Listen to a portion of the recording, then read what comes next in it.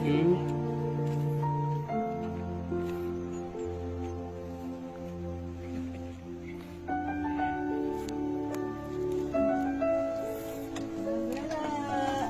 Ano pa gani manimos mga ugam.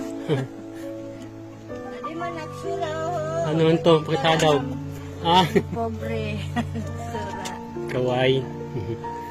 Sige, sige. Gaway ang pana. Hindi ko yan, dali. Ang inay ko.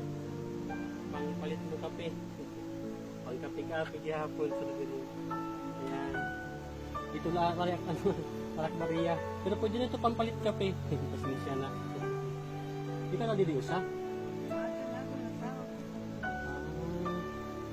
May mais na no. Bukod manok. Pagkaon ng manok, pagkain ng manok. Sige. Hindi, nakadato magulang. Ang usaan dito, ang usaan, napuntahan ko na yung dati. May ano siya, may papaya.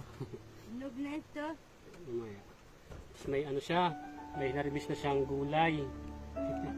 Galing mismo dito sa ano niya, sa garden niya dito sa tapat mismo ng kubo niya.